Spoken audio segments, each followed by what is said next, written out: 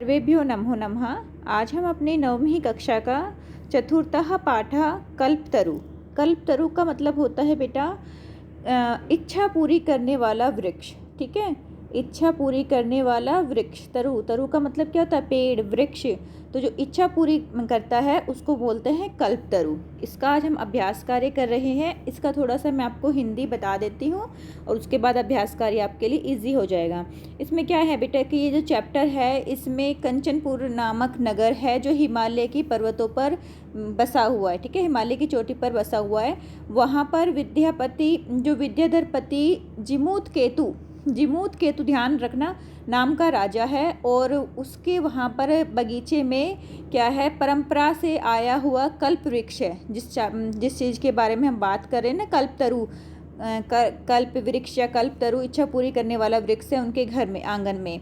तो वो उसकी पूजा करते हैं और उन्हें एक पुत्र प्राप्त होता है। ठीक है, उस पुत्र का नाम होता है जीमूतवाहन। उस पुत्र का क्या नाम है? जीमूतवाहन।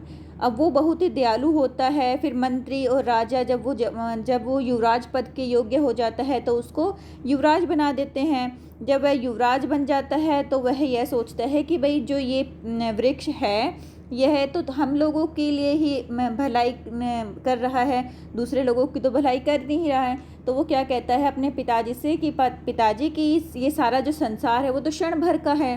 ठीक है, जो जितने भी धन है वो कैसे है? लहरों की तरह है, क्षणिक है, आते हैं और चले जाते हैं। शरीर भी अनश्वर है, ये भी क्या होता है, इसका भी नाश हो जाता है, ये भी नाशवान है। लेकिन जो परोपकार है वो हमेशा अनश्वर होता है, उसका कभी भी नाश नहीं होता है।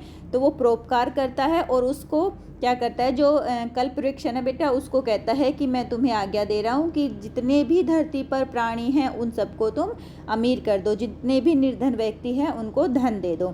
तो ऐसा इस चैप्टर में बताया गया है कि इस तरह से जो जीमूत वाहन होती है उसकी यश में वृद्धि होती है। अब हम इसका अभ्यास कार्य कर लेते हैं। पहला क्वेश्चन है हमारे पास, जीमूतवाहनस्य कस्य पुत्र अस्ति। जीमूतवाहन किसका पुत्र है? तो आंसर में क्या आ जाएगा? जीमूत केतु। किसका पुत्र है जीमूतवाहन? जीमूत केतु का पुत्र है। ठीक है, जीमूत केतु हो, जीमूतवाहन दोनों आपको बताया था। जीमूतवाहन पुत्र है और जीमूत केतु उसका पिता है। संसारे अस्मिन् कः अनश्वरः भवति। इस संसार में क्या अनश्वर है, क्या कभी भी नहीं मर सकता? परोपकार। परोपकार क्या है? अनश्वर है, यह कभी भी नहीं मर सकती है, हमेशा जीवित रहती है। नेक्स्ट है, जीमूतवाहनः प्रोपकारैः कः फल सिद्धिः कम आधारयति। जीमूतवाहन जो है वो परोपकार के लिए, ठीक है, परोपकार की सिद्धि के लिए, परोपकार के फल की सिद्धि के लिए कम आराध्यति ही, किसकी आराधना करता है? आराध्यति, आराधना करना। ठीक है, कम किसकी? तो वो किसकी आराधना करता है? कल्पतरु की आराधना करता है। जो कल्प वृक्ष है या कल्पतरु है उसकी क्या करता है? आराधना करता है, उसकी पूजा करता है। जीमूतवाहनस्यः सर्वभूता अनुकंपया सर्वत्र किम प्रथितम। जीमूतवाहन जो है उसने सभी लोगों के लिए, सर्वभूता का क्या हो गया? सभी लोगों के लिए, अनुकंपया उसके ऊपर अनुकंपा की है। ठीक है, सभी जीवों पर दया करके उसने क्या किया? सर्वत्र किम प्रथितम, सभी जगह क्या प्राप्त किया? तो उसने जब सभी को अनुकंपा की थी, सबका क्या करते, सबके ऊपर दया की थी। कैसी दया की थी उसने? कि कल्पतरु को कहा था जितने भी निर्धन लोग हैं तुम सबको धनी कर दो। तो उससे उसका क्या हुआ? तो उसको क्या प्राप्त हुआ? उससे उसको यश प्राप्त हुआ। ठीक है, जीमूतवाहन को क्या प्राप्त हुआ? यश। हम आंसर में क्या लिखेंगे? किम के स्थान पर आंसर आ जाएगा यशः। नेक्स्ट है बेटा, कल्पतरु भुवि कानि अवसृहत। जो कल्पतरु है उसकी जो भूमि है वो कहाँ से उत्पन्न हुई है? तो वो वसूनी धनानी, वो क्या होती है? पैसे जो होते हैं कल्पतरु से क्या प्राप्त करते हैं सभी लोग? जो वर्षा होती है, अवर्षित मतलब बस। तो इस क्वेश्चन में क्या कह रहा है बेटा? वो कोई कल्पतरु ने भूमि पर किसकी वर्षा की, किसके द्वारा वर्षा हो? तो उसने क्या बरसात की थी? धन की वर्षा की थी। ठीक है, उसने धन की वर्षा की थी, धरती पर धन की वर्षा की और सभी जितने भी निर्धन लोग थे वो धनी हो गए थे। नेक्स्ट है हमारे पास प्रश्न नंबर 2 है, पूर्ण वाक्य उत्तरम लिखित। पूर्ण वाक्य में हमें उत्तर लिखना है। कंचनपुरम नाम नगरम कुत्र विभाति समय, कंचनपुर नाम का जो नगर है वो कहाँ पर सुशोभित हो रहा था। विभाति, विभाति का मतलब होता है सुशोभित होना। तो कंचनपुर नाम का नगर कहाँ पर सुशोभित हो रहा था? हिमवान नाम पर्वतो शिखरे। ठीक है, यहाँ पे आ जाएगा हिमवान नाम पर्व, हिमवान का मतलब हिमालय, हिमवान का मतलब क्या होगा? हिमालय।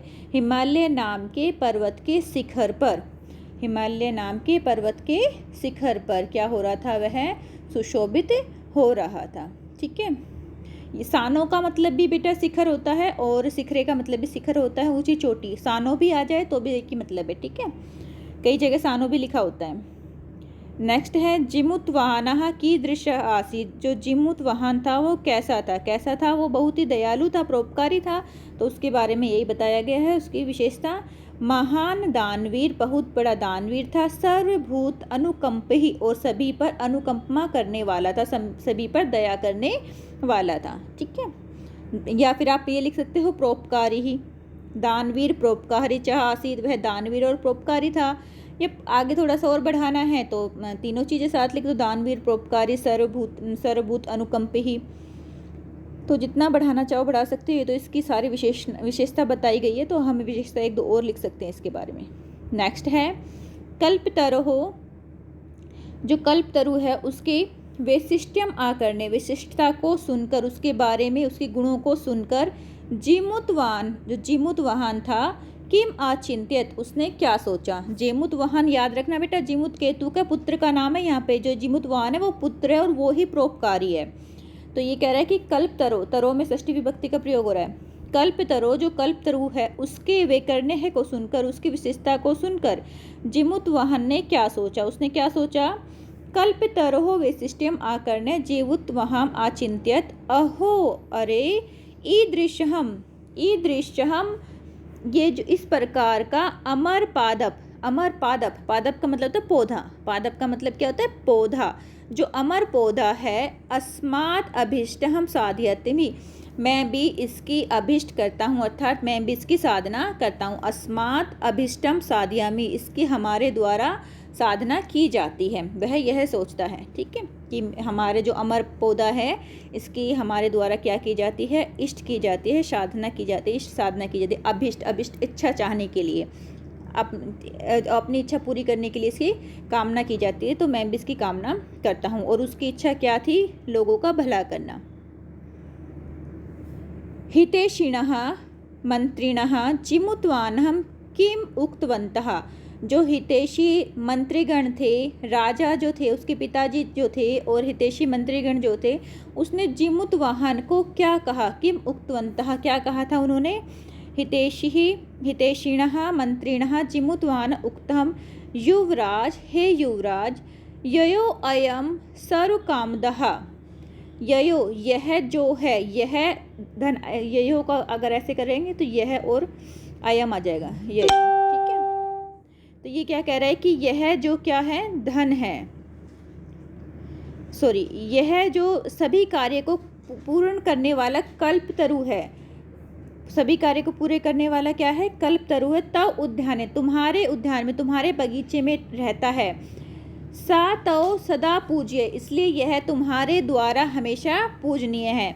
तो युवराज को क्या कह रहे हैं मंत्रीगण कि हे युवराज, तुम्हारे द्वारा यह जो कल्पतरु है वह हमेशा ही पूजनीय है। ये सर्व कामधा, सभी कामों को संपूर्ण करने वाला है। अस्मिन् अनुकूले स्थिते सति सक्रो अपि अस्माद् बाधितुं न शक्नुयात्, ये कह रहे हैं अस्मिन् अनुकूले, इसका हमारे ऊपर अनुकूल होने के कारण, ये हमारे यहाँ पर होने के कारण, सक्रो अपि ही, सक्र का मतलब होता है इंद्र, इंद्र भी क्या नहीं कर सकता? अस्मान बाधितुम न शक्नुयात्, हमें हरा नहीं सकता है। इस पेड़ के कारण जो इंद्र है वो हमें हरा नहीं सकता है, वो हमें किसी प्रकार का कष्ट नहीं दे सकता है। ठीक है, नेक्स्ट है जिमुतवाहन कल्पतरुम उपगम्य किमुवाच, जिमुतवाहन जो है वो कल्पतरु को पास जाकर क्या कहता है? उपगम्य, उसके पास जाकर, उपगम्य में लेप प्रत्यय, उपसर्ग हो जाएगा गम धातु और लेप प्रत्यय हो जाएगा। ठीक है, उसके पास जाकर क्या कहता है? वो क्या कहता है? जिमुतवानः कल्प तरुहु, जो जिमुत वाहन है वो कल्प तरुम उपगम्य है उवाच, वह वहाँ पर जाके कहता है यत की देवः, हे देव, तव्या अस्मत् पूर्वेशाम अभीष्टः कामः पूरितः, तव्य तुम्हारे द्वारा हमारे, अस्मत् हमारे, पूर्वशः पूर्वजों तक के, अभिष्टः कर्म सभी जो अभिष्ट कर्म है, जिसने जो इच्छा की उस सब को तुमने पूरा किया है। तत् मम एकम कामम पूरी, इसकी संधि विच्छेद कर लेना, तत् अलग हो जाएगा, मम अलग हो जाएगा और एकम अलग हो जाएगा। तत् मम एकम, मेरा भी एक काम पूरा कर दीजिए।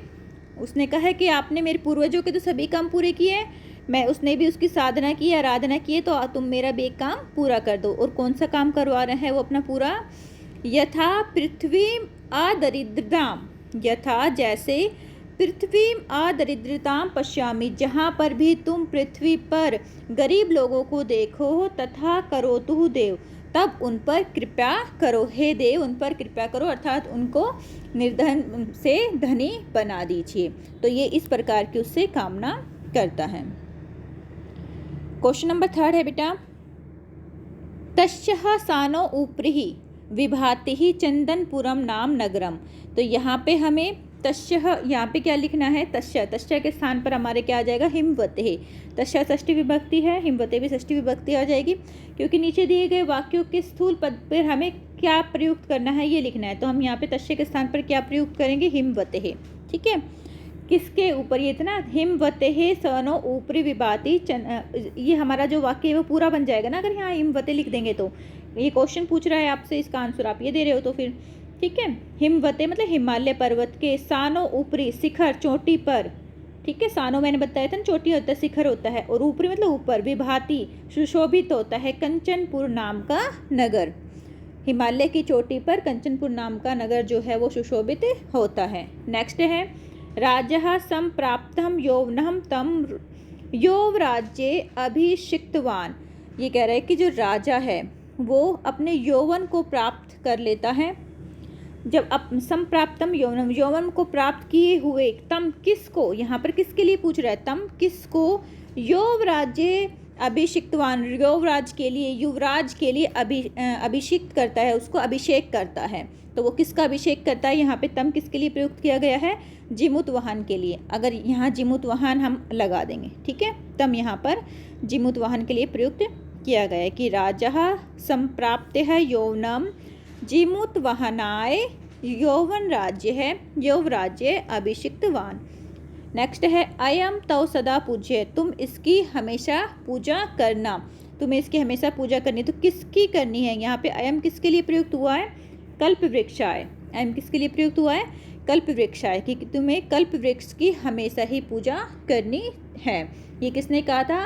राजा ने अपने पुत्र से कहा था, और उनके जो मंत्रीगण हैं उन्होंने अपने पुत्र से, उन्होंने युवराज से ही कहा था। और युवराज कौन था? जिमुत वाहन। तात त्वम तु जानासी, हे तात, तात मतलब पिताश्री, हे पिताश्री, त्वम तु तुम तो जानते ही हो, यत धनम की जो धन होता है वो कैसा होता है? विवन चलनम बहुत ही लहर की तरह होता है। जिस तरह लहरें होती है ना उस तरह ही कुछ पल के लिए होता है, ठीक है, लहरों की तरह। विविचित का विचिवत का मतलब होता है बेटा लहर, और चंचल का मतलब नश्वर है, क्षणिक है, थोड़ी देर के लिए होता है, ठीक है। विचिवत का मतलब हो जाएगा लहर, की लहर की तरह जो धन है वो थोड़ी देर के लिए होता है, तुम तो ये जानते ही हो। तो यहाँ जो त्वम यूज़ किया गया है वो किसके लिए प्रयुक्त किया गया है? त्वम किसके लिए प्रयुक्त किया गया है? जिमुत केतु, जो पिताजी हैं उनके लिए। वो बेटा कह रहा है जिमुत वाहन अपने पिताजी से, तात यहाँ पे बेटा हो गया, ये बेटा बोल रहा है जिमुत वाहन, तात हे पिताश्री, जिमुत केतवे तू जानासी, जिमुत केतु तुम जानते हो कि जो धन है वो क्षण भर के लिए होता है, लहरों की तरह होता है, ठीक है। मेरे हिसाब से आप इसको अच्छी तरह से क्वेश्चन को समझ गए होंगे। नेक्स्ट क्वेश्चन है क्वेश्चन नंबर 6 हमारे पास, पर्सन का निर्माण, जो आपको आता ही है बहुत अच्छी तरह से। तरो, तरो हमारी षष्ठी विभक्ति है, ठीक है। तरु लिखा होता है तरु, और तरु क्या है यहाँ पे? तरु में किसकी तरह होती है? भानु, गुरु, गुरु और भानु इसकी तरह होती है ना, तो इनका षष्ठी विभक्ति क्या होता है? गुरु की गुरु होती है। तो ऐसे ही तरु की क्या हो जाएगी? तरु। बेटा ये अकारांत, इकारांत, उकारांत, रिकारांत सारे शब्द रूप आपको याद करने पड़ेंगे, एक एक कर लो, बिल्कुल क्लियर हो जाएगा सब कुछ। सब कुछ समझ में आ जाएगा आप लोगों को। यहाँ पे नेक्स्ट है सह कल्पतरुः निवेद्यत, वह कल्पतरु से निवेदन करता है, निवेद्यत, ठीक है, निवेदन करता है। निवेद्यत, निवेद्यत हो जाएगा, नि अलग कर देना और अवेद्यत अलग हो जाएगा यहाँ पे। तो इसका हो जाएगा कल्पतरुः के स्थान पर क्या हो जाएगा, कस्मै, किससे, सहा कस्मै निवेद्यत, वह किससे प्रार्थना करता है, तो आंसर क्या देंगे, कल्पतरुः। अब हमसे क्वेश्चन पूछ रहा है कि कल्पतरुः के स्थान पर क्या आ जाएगा, तो हमने आंसर हमने क्या बता दिया उसको भाई, कस्मै ही आएगा, चतुर्थी विभक्ति आ जाएगी। ऐसे ही यहाँ पे उसने धन वृष्ट्या के बारे में पूछा है कि इससे का प्रश्न निर्माण करो, धन वृष्ट्या लिखा होगा तो हम क्या लिख देंगे, कया लिख देंगे, तृतीय विभक्ति का लिख देंगे। ऐसे ही पृथ्व्याम है, अब ये किसी चीज़ के लिए पूरा वो पढ़ो क्या लिखा हुआ है, कल्पतरु पृथ्व्याम धनानि आवृष्यत, जो कल्पतरु है वो पृथ्वी पर धन की वर्षा करता है। तो किस पर धन की वर्षा करता है या कहाँ धन की वर्षा करता है, ये क्वेश्चन बनेगा। क्वेश्चन हम बनाएंगे तब यही बनाएंगे ना कि कल्पतरु कहाँ पर धन की वर्षा करता है, तो यहाँ पर क्या आ जाएगा, कुत्र। कहाँ के लिए हम क्या यूज़ करते हैं, कुत्र, तो पृथ्व्याम की जगह क्या आ जाएगा बेटा, कुत्र आ जाएगा। इसके बाद है नेक्स्ट, जीव अनुकंपेह जीवमुत वाहनस्य यशः प्रसार्यते, जो जीवों पर अनुकंपा करने की वजह से, उन पर दया करने की वजह से जो जीवमुत वाहन है उसका यश चारों तरफ फैला। तो यहाँ पर क्या जाएगा, कथम, कैसे, कैसे उसका यश चारों तरफ फैला। क्वेश्चन ये पूछोगे आप कि कैसे जीवमुत वाहन का यश चारों तरफ फैला, और आंसर में क्या दोगे, जीव अनुकंपेह दोगे, जीव अनुकंपया, ठीक है। कथम कैसे, कुत्र कहाँ, कीदृशी कैसा, कीदृशः पुल्लिंग के लिए होता है कैसा, कीदृशी स्त्रीलिंग के लिए होता है कैसा, ठीक है। ये पर्सन के निर्माण है, आप लोगों को बहुत अच्छी तरह से समझाए हुए हैं, दोबारा से एक बार देख लेना, अपना पढ़ लेना, वीडियो भी बनाई हुई है इसके रिगार्डिंग, वो भी देख लेना एक बार। इसका बाद है बेटा नेक्स्ट हमारे पास क्वेश्चन नंबर 7, स्वस्ति तुभ्यम, जैसे यहाँ पे लिखा है स्वस्ति तुभ्यम, स्वस्ति का मतलब होता है स्वाहा, ठीक है। जैसे हम कहते हैं ना उसमें स्वस्ति प्रणाम करने एक तरह से करते हैं, उसके लिए बोलते हैं, स्वाहा अलग होता है, स्वस्ति स्वाहा इन सब में चतुर्थी विभक्ति का प्रयोग होता है, स्वस्ति स्वाहा स्वधा। तो ये कह रहा है कि जैसे चतुर्थी विभक्ति स्वस्ति के साथ चतुर्थी विभक्ति का प्रयोग होता है, तो इससे ही चतुर्थी विभक्ति का प्रयोग करते हुए आप लोगों को जो कोष्टक में शब्द दिए गए हैं उनको पूरा करना है। जैसे राजा, राजा की चतुर्थी विभक्ति लगानी है आपको, राजा की चतुर्थी विभक्ति क्या हो जाएगी, राज्ञे। प्रजा, प्रजा की क्या हो जाएगी, प्रजाभ्य। छात्र, छात्र की चतुर्थी विभक्ति क्या हो जाएगी, छात्रेभ्य। और सर्वजन, सर्वजन की क्या हो जाएगी, सर्वजनेभ्य, ठीक है। अब राजा एक है तो यहाँ पे राज्ञ क्या आया है, हमारे पास एक वचन आया है, राज्ञ में क्या आया है, एक वचन आया है। एक वचन की जो विभक्ति हमारी चतुर्थी विभक्ति एक वचन में राज्ञ शब्द बनता है। लेकिन यहाँ पे देखो बेटा, प्रजा भी बहुत सारी होती है, छात्र भी बहुत सारे होते हैं, और सर्वजन से भी लोगों भी बहुत सारे के लिए प्रयुक्त हो रहा है। तो ये तीनों बहुवचन के लिए प्रयुक्त हुए हैं, और तो बहुवचन के लिए है तो यहाँ पर जो विभक्ति लगी चतुर्थी में बहुवचन की ही लगी है, प्रजाभ्य है, छात्रेभ्य है और सर्वजनेभ्य। छोटी छोटी बातें बता रही हूँ उनका ध्यान रखा करो। नेक्स्ट है, इसी का ही पार्ट है, कोष्टक के अंदर अब षष्ठी विभक्ति का आपको प्रयोग करना है। कोष्टक के अंदर जो दिया गए हैं शब्द आपको, इसमें आपको इनको ग्रहण करते हुए जो रिक्त स्थान है उसको पूरा करना है और षष्ठी विभक्ति का प्रयोग करना है। तो ग्रह की जो षष्ठी विभक्ति है वो क्या हो जाएगी, गृहस्य। तस्य गृहस्य उद्याने कल्पतरु आसीत, उसके घर के बगीचे में कल्पतरु नाम का वृक्ष था। सह पितृ, पितृ की षष्ठी विभक्ति होती है पितु। जैसे मातृ की क्या होती है, मातृ ही पितृ, इनकी क्या होती है षष्ठी विभक्ति, उसकी मातृ होती है, इसकी पितु होती है। तो ये जो ऋकारांत शब्द है मातृ, पितृ, भ्रातृ, ये सारे आपको याद करने हैं। सिर्फ एक याद कर लो, अच्छी तरह से सभी हो जाएंगे। तो यहाँ पे बेटा षष्ठी विभक्ति पितृ की बनती है पितुः। नेक्स्ट है जिमुत वाहन। जिमुत वाहन की अब हमें षष्ठी विभक्ति बनाएंगे तो इसमें क्या लगाया जाएगा, जिमुत वाहनस्य, आदस्य और ये लगा देंगे इसके पीछे, ठीक है, जिमुत वाहनस्य। ऐसे ही किम की षष्ठी विभक्ति क्या होती है, कश्य। किम की क्या होती है, कश्य, ठीक है, ये लिख लीजिए। जिमुत वाहन की जिमुत वाहनस्य है और तरु की ही यहाँ किम के स्थान पर कश्य हो जाएगी। तो बेटा आज हमने अपना ये चैप्टर कर लिया है, इसको अपनी नोटबुक में अच्छी तरह से लिख लेना और समझ लेना, कोई भी दिक्कत आए तो पूछ लेना। ओके बेटा, टेक केयर।